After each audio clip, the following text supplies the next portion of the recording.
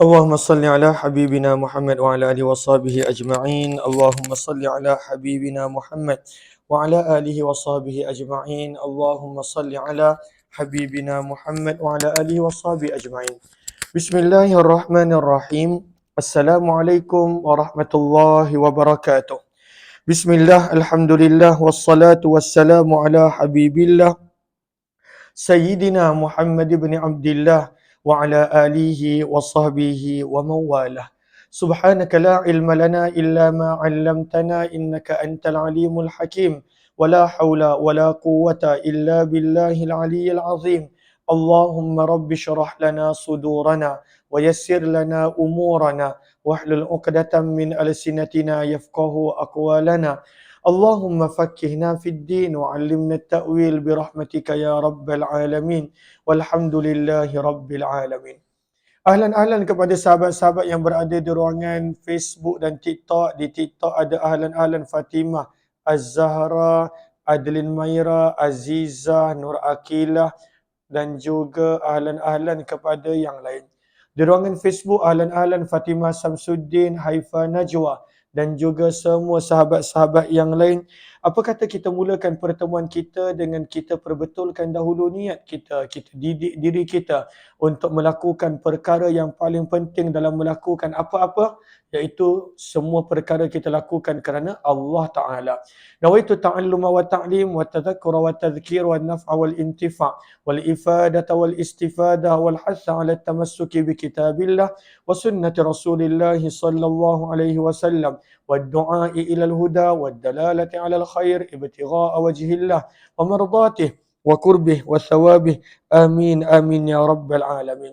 Mohon jasa baik untuk bantu share, bantu untuk kongsi, bantu untuk sebar luas. Mudah-mudahan lebih ramai yang beroleh manfaat insya-Allah. Kita telah tiba pada muka surat yang ke-58. Sebelum tu saya minta maaf, 2 malam tak silap saya berturut-turut kita tak sempat nak buat santai sirah. Yang pertama, malam yang pertama kerana guru saya datang daripada Afrika Selatan untuk 1 malam di Malaysia, maka meraihkan beliau. Dan yang kedua adalah ada program semalam selepas Isyak di Masjid Madaniyah sampai 10.15 dan tak sempat untuk sampai ke rumah pada jam 10.30 untuk perkongsian santai sirah. Minta maaf. Namun pada malam ni insya-Allah kita nak sambung pembacaan kitab Ar-Rahiqul Maktum. Kalaulah ada yang ingin untuk mendapatkan, maka di TikTok daripada beg yang telah diletakkan, saya ingat saya dah letak dah beg tersebut, dan kemudian di ruangan di Facebook. Maka kalaulah di TikTok, maka boleh dapatkan buku ni. Di Facebook kita akan kongsikan link dia kemudian insya-Allah. Kita dah tiba berkenaan tentang situasi masyarakat Arab yang penulis buku nak kita faham sebelum kita masuk berkenaan tentang Rasulullah sallallahu alaihi wasallam. Alia, Aminah, Pengumi. Cuk Mayati datang di atas. Okey, kita telah tiba pada tajuk ekonomi. Apakah situasi ekonomi masyarakat Arab pada zaman sebelum kedatangan Nabi sallallahu alaihi wasallam? Maka kata penulis buku, ekonomi orang Arab adalah dipengaruhi oleh keadaan sosial dia, cara pergaulan mereka. Kenyataan ini adalah jelas kebenaran dia apabila kita lihat kepada sumber kehidupan orang Arab, maka terutamanya masyarakat Mekah terutamanya. Maka perniagaan merupakan cara utama untuk memenuhi keperluan hidup. Masyarakat Mekah, mereka sangat mahir dalam berniaga. Bahkan mereka dah berniaga beberapa generasi sebelum Nabi sallallahu alaihi wasallam. Dan kalaulah kita tengok zaman kita dekat Mekah, memang mereka pandai berniaga. Mereka pandai berniaga daripada sudut tawar-menawar. Walaupun kadang-kala orang luar, India, Pakistan, Bangladesh, tapi kerana dah duduk dekat Mekah, pandai mereka tawar-menawar. Dan kita pun, kalaulah dah masuk ke tempat membeli belah, maka kadang-kala tak sedar berapa banyak duit yang habis. Dan kadang-kala ada orang lebih lama dekat tempat membeli belah berbanding dekat Masjid Nabawi ataupun Masjidil Haram. Mereka ni pandai berniaga. Maka kata penulis buku rahimahullahu ta'ala, maka mereka berniaga bukan sekadar dekat Mekah. Pengembaraan untuk berniaga bukanlah satu perkara yang mudah jika tiada keamanan dan kesejahteraan. Maka selain daripada Quraisy, mereka ada masalah untuk bermusafir, untuk membawa barang niaga. Sebab dalam setiap perjalanan adanya perompak-perompak yang sentiasa ingin untuk merompak. Ada pen? Yes. Maka mereka sentiasa merompak. Maka selain daripada Quraisy, kata penulis buku, mereka susah nak berniaga kecuali dalam bulan-bulan haram. Sebab dalam bulan haram semua masyarakat Arab, mereka tak akan rompak, mereka tak akan bunuh, mereka tak akan colik, mereka tak akan sakiti sesiapa kerana mereka masih berpegang dengan ajaran Nabi Allah Ibrahim. Cuma silapnya mereka suka ubah tarikh. Yang bukan bulan haram, mereka kata bulan haram. Yang bulan haram, mereka kata bukan. Dan zaman dulu, kalender ataupun tarikh waktu dan masa bukan mudah nak didapati oleh semua orang seperti zaman kita. Maka selain daripada Quraisy, mereka berniaga hanya pada bulan haram kalaulah nak berniaga jauh daripada kampung mereka. Tapi Quraisy tak ada masalah. Sebab itu Allah sebutkan itu sebagai nikmat di dalam surah Quraisy.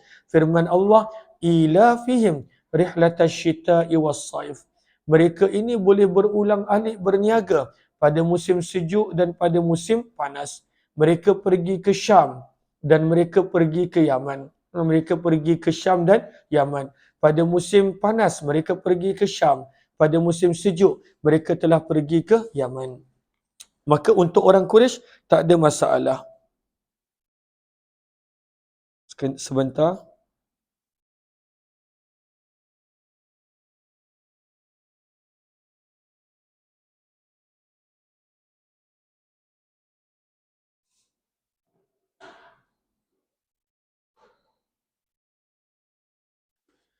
Okay. Allahumma salli ala Muhammad wa ala alihi washabihi ajma'in. Maka kata penulis buku rahimahullahu ta'ala, maka selain daripada Quraisy, mereka banyak berniaga pada bulan haram. Kerana bulan lain, mereka takut kena rompak. Maka sebab itu kata penulis buku, bila kita dah faham tentang orang Arab selain Quraisy, mereka hanya berniaga pada bulan haram. Maka sebab itulah, bulan-bulan haram adalah masanya untuk pasar-pasar Arab yang terkenal beroperasi. Sebab tu pasar dia tak beroperasi sepanjang tahun, hanya pada bulan haram. Lagi-lagi dengan kedatangan jemaah haji, maka adanya pasar yang terkenal Ukas, adanya Zimajas, adanya Bajannah. Dan kalaulah kita baca hadis Nabi SAW, bila Nabi cerita tentang orang yang belajar Al-Quran, Nabi bagi perumpamaan tentang pasar-pasar ini.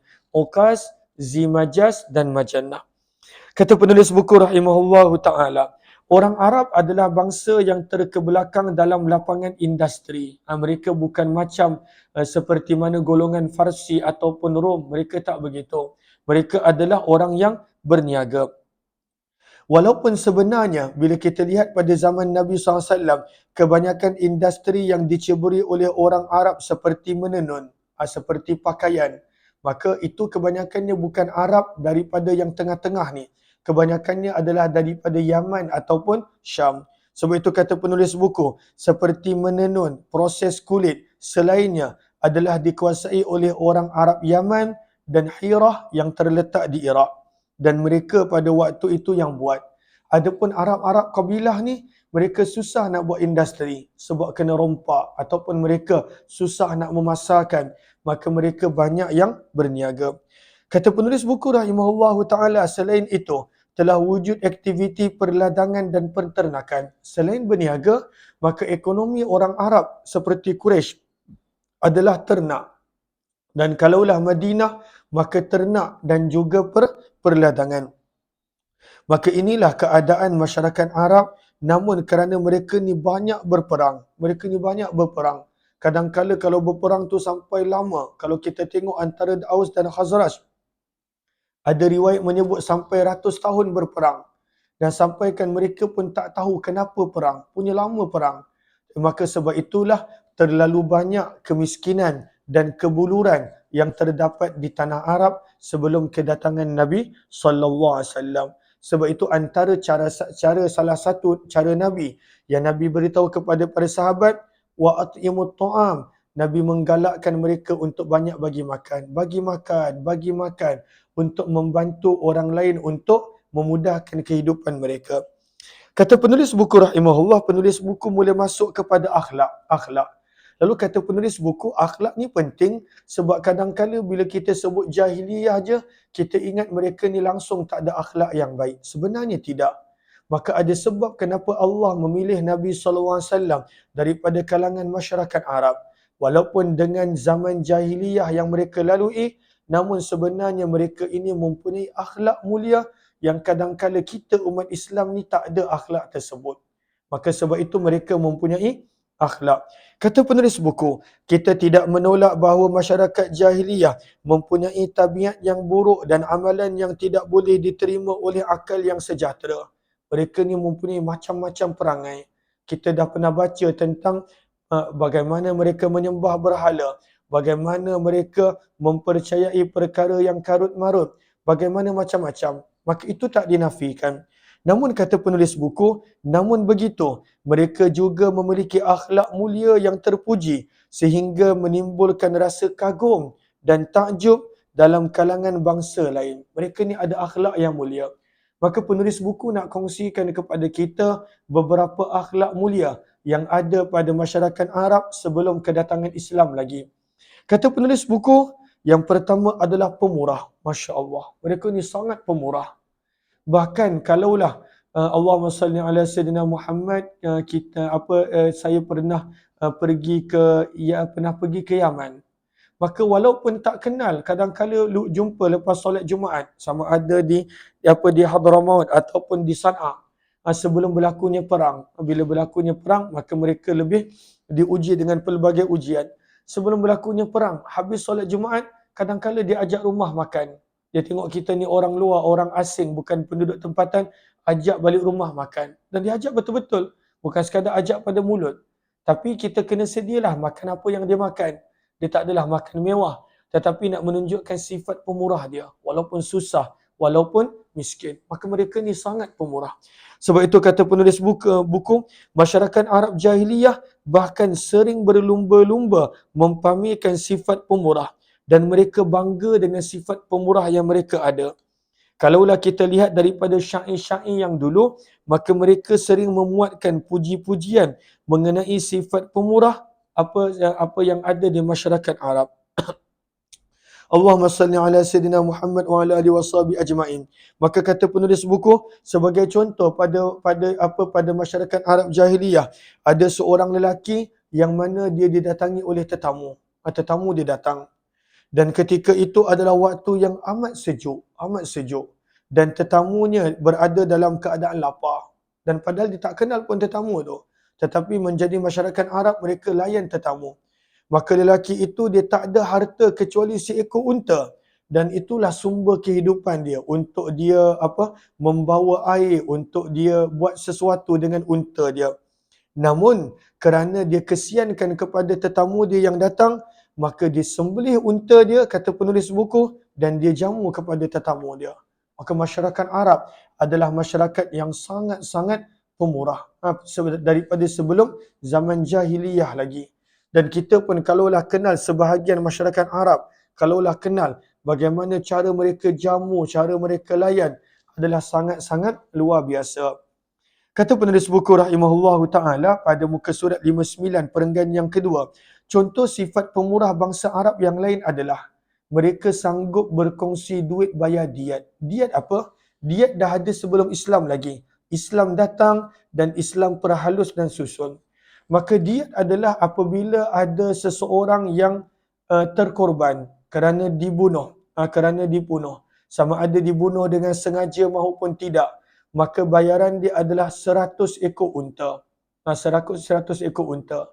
Maka masyarakat Arab jahiliyah sebelum Islam, maka mereka berkongsi duit sanggup untuk membayar diat bagi keluarga mereka. Padahal 100 ekor unta bukan murah. Kalaulah seekor unta zaman kita lebih kurang 4 ke 5 ribu. Unta yang elok. Sebab dalam diat, dia ada carta unta dia. Dia tak bolehlah unta terlalu tua. Ataupun unta yang kurus. Dia ada syarat-syarat dia. Maka katakanlah lebih kurang 4 ribu. seekor unta, 100 ekor unta, maka berapa jumlah dia? Tapi mereka sanggup berkumpul duit dan mereka membayar diat kalaulah ada ahli keluarga mereka yang membunuh orang lain sama ada dengan sengaja maupun tidak. Dan Islam kekalkan perkara tersebut. Cuma dalam Islam, kalaulah dia bunuh dengan sengaja, maka pembunuh tadi kena bayar sendiri 100 ekor unta. Dan kalaulah dia bunuh secara tak sengaja, qatal khata', maka ahli keluarga dia kena bantu dan kena tolong. Dan zaman kita ini sangat penting. Kita nampak banyak kematian, kadang-kala kerana aksiden, kerana bawa melulu, kerana bawa terlalu laju, berlakunya kematian. Maka kalaulah boleh dibawakan tentang diat ini, maka sebenarnya sangat banyak mendatangkan manfaat. Supaya orang lebih berhati-hati. Kadang-kala zaman kita, nyawa haiwan lebih bernilai kadang-kala daripada nyawa manusia. Begitu sahaja nyawa manusia hilang sebab tak ada diat. Dalam Islam, Islam kekalkan diat. Namun masyarakat Arab sebelum Islam, bila ada diat, mereka dah sanggup bayar untuk keluarga mereka. Maka ini adalah sifat pemurah mereka. Allahumma salli ala Muhammad, muka surat yang ke-60.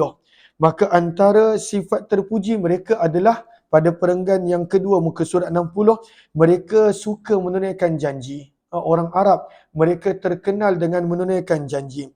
Bagi orang Arab, bila berjanji adalah seperti agama yang perlu dipegang. Dia tak boleh janji, kemudian tak buat. Masyarakat Arab tak begitu pada zaman jahiliah sebelum kedatangan Islam.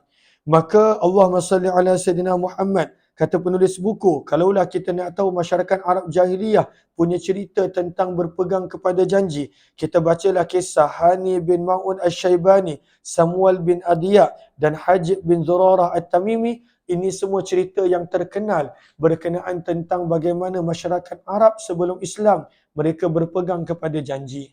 Zaman kita kadang-kala sedih bagaimana kebanyakan umat Islam ada yang tak berpegang kepada janji. Ada yang tak berpegang kepada janji. Ahlan-ahlan kepada sahabat-sahabat yang baru join, kita sedang membaca buku daripada kitab Sirah Ar-Rahiqul Makhtum. Jika ada yang ingin untuk mendapatkannya, maka di TikTok pada beg kuning yang telah diletakkan, dan kemudian di Facebook pada komen yang telah dipinkan, insya-Allah. Maka sebab itu kata penulis buku, bila kita sebut tentang jahiliyah, kita nak kenal juga sifat-sifat terpuji yang ada pada mereka, dan yang kedua adalah mereka berpegang pada janji. Lalu sebab itu Nabi SAW amat menitik beratkan tentang janji. Sehingga Nabi SAW bersabda, antara sifat-sifat orang yang munafik adalah wa iza wa'ada akhlafa, apabila dia janji maka dia mungkiri janji tersebut. Allahumma salli ala habibina Muhammad wa ala alihi washabihi ajma'in. Kemudian yang ketiga, kata penulis buku, antara sifat terpuji yang ada pada masyarakat Arab adalah mereka berbangga dengan diri dan tak sanggup dihina, dizalimi. Mereka ada marwah. Istilahnya, mereka sangat-sangat tinggi pada waktu itu marwah mereka. Kepercayaan mereka pada diri sangat tinggi. Dan ini ada, kata para ulama, sebab mereka tak pernah kena dijajah. Mereka ni, masyarakat Arab jahiliyah, mereka tak pernah dijajah oleh kuasa-kuasa luar. Kalaulah mereka dijajah, hanya sesama kabilah yang lain. Mereka tak pernah dijajah oleh masyarakat luar, oleh tamadun asing. Maka mereka mempunyai jati diri yang kuat. Mereka mempunyai kepercayaan diri yang kuat. Mereka pada waktu itu berbangga dengan apa yang ada. Walaupun hidup sederhana, tetapi mereka ada jati diri. Namun kalau kita lihat sebahagian orang yang dah lama dijajah, macam contoh kita pun lebih 400 tahun dijajah, sebahagian tempat beratus tahun, maka kadang-kala ada sebahagian masyarakat yang dia tidak ada kepercayaan pada diri. Aku nak buat ni boleh ke tak? Dia tak ada. Sebab dia dah biasa ditindas dan dia telah biasa dijajah. Tapi masyarakat Arab, sebab mereka tak pernah dijajah, mereka mempunyai jati diri, kepercayaan pada diri. Sebab itu kalau kita tengok pada sahabat, bila Nabi kata buat, mereka terus buat. Macam contoh, bila tiba nak hantar surat kepada Raja Rom, Nabi hantar seorang-seorang, merentas perjalanan beberapa puluh hari. Maka contohnya Abdullah bin Huzaifah As-Sahmi, kena pergi ke Farsi, kena pergi ke Iran daripada Madinah. Di mana pergi ramai-ramai? Dia pergi seorang. Tetapi sebab itu adalah sifat orang Arab, mereka ada kekuatan pada keyakinan diri, jati diri, maka dia pergi seorang. Macam mana nak hantar surat tu, nak jumpa siapa? Itu kemudian. Maka masyarakat Arab ada satu sifat yang mulia, mereka ada jati diri, ya, kepercayaan pada diri dan tidak sanggup dihina ataupun dizalimi. Mereka tak ada sifat tersebut. Kata penulis buku, sikap ini yang menimbulkan keberanian. Sebab itu kalau kita tengok para sahabat Nabi, bahkan sebelum mereka masuk Islam pada zaman jahiliyah, mereka tak takut berperang. Kalaulah ada kabilah lain ganggu keluarga mereka, terus berperang. Dia tak ada mengalah. Kalah menang tu lain cerita. Tetapi mereka ada keberanian. Dan ini ada kerana mereka mempunyai keyakinan pada diri. Mereka mempunyai jati diri yang kuat. Dan sebab itu juga mereka ada cemburu. Cemburu yang disebut sebagai ghairah. Dia bukan cemburu buta tuli. Dia ada ghairah. Dia tak boleh tengok orang lain mengganggu keluarga dia.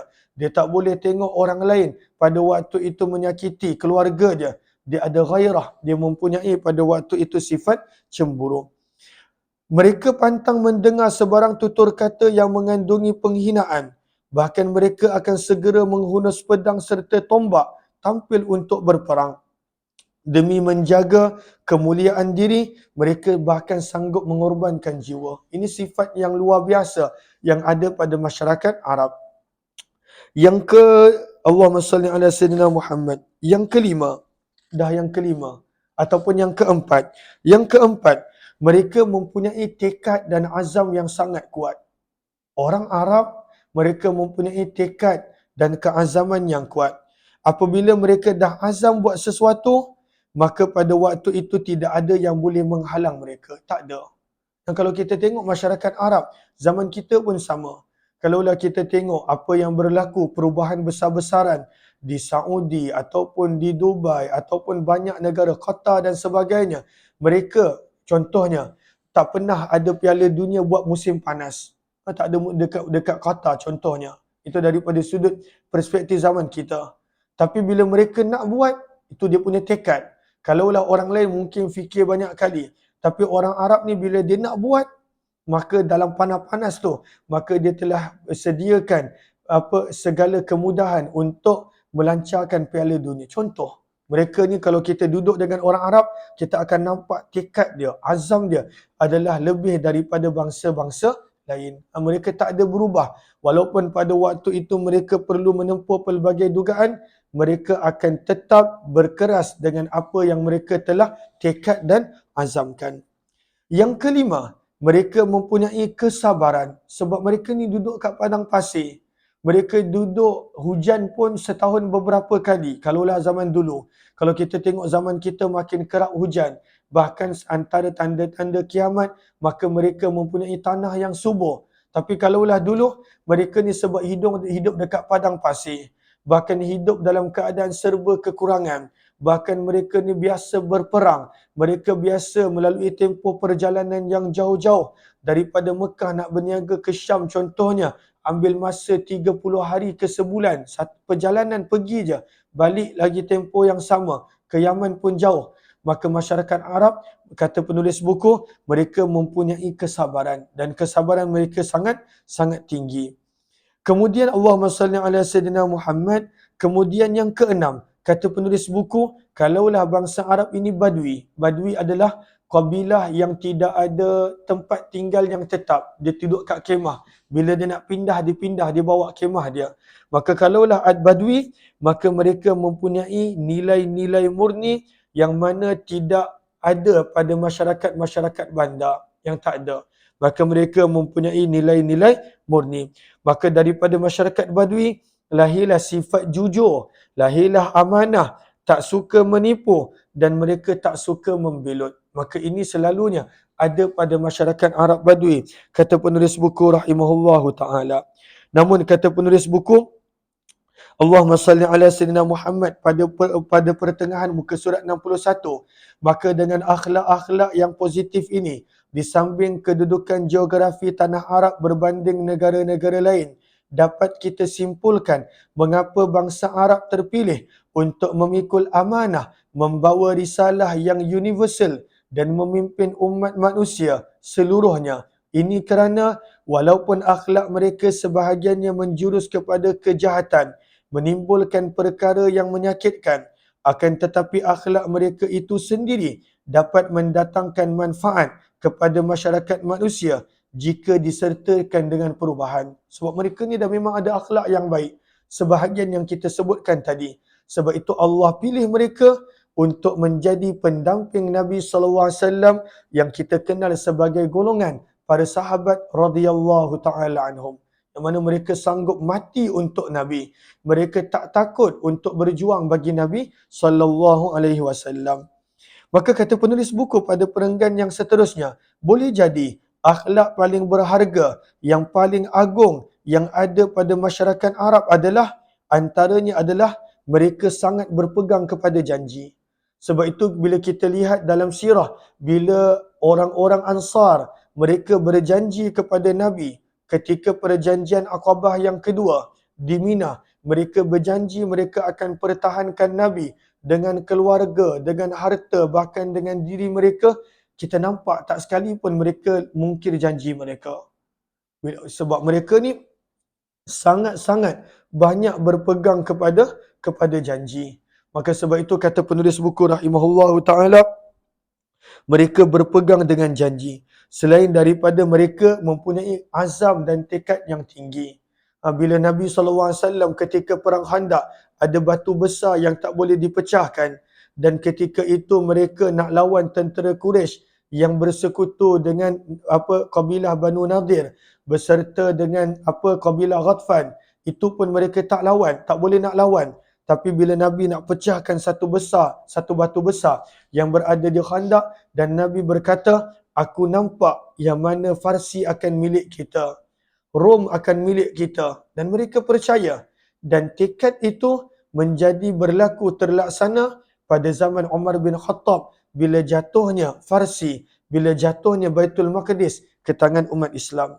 Maka mereka ni mempunyai azam dan tekad yang sangat-sangat luar biasa. Allahumma salli ala Muhammad wa ala alihi washabihi ajma'in. Kata penulis buku, namun pada perenggan terakhir, walaupun banyak lagi nilai-nilai sifat yang lain yang ada pada masyarakat Arab jahiliyah, namun penulis tidak bermaksud untuk menghuraikan secara panjang lebar berkenaan tentang perkara tersebut. Kita pergi pada muka surat yang ke-63. Pada muka surat 63, penulis buku membawakan tajuk berkenaan tentang nasab keturunan Nabi SAW.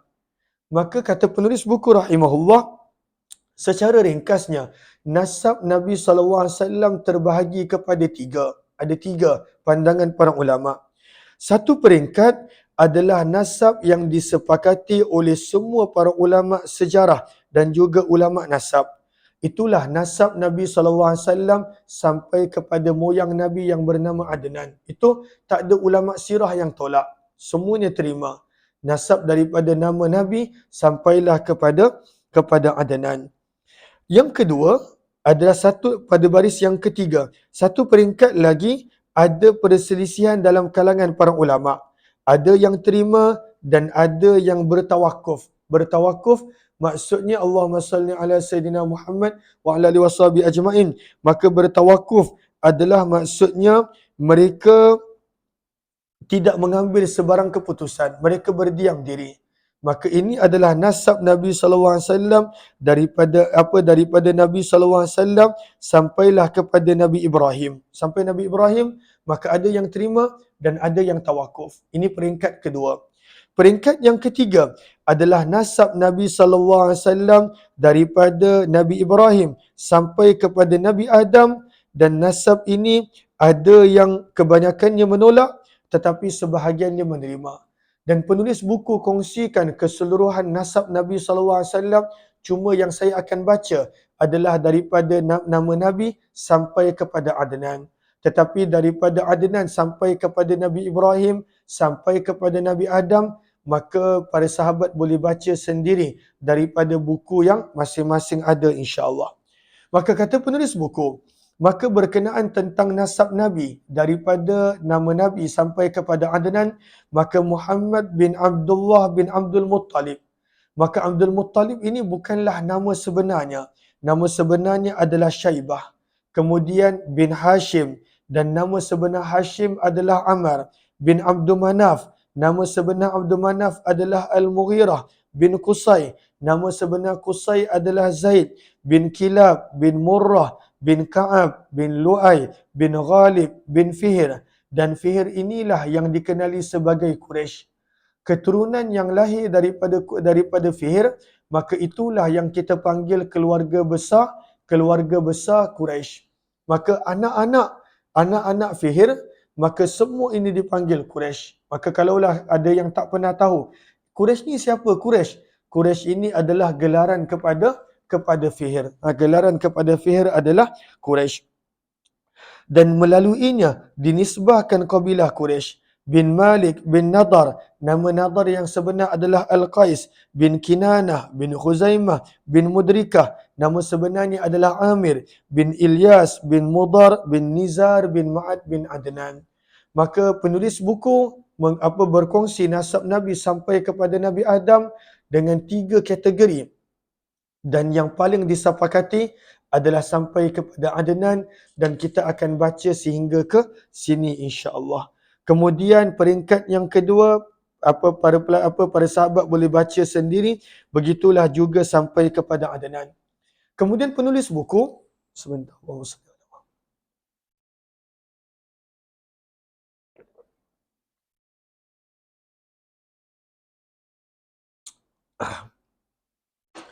kemudian penulis buku rahimahullahu taala membawakan satu persatu tentang moyang Nabi, terutamanya daripada Hashim.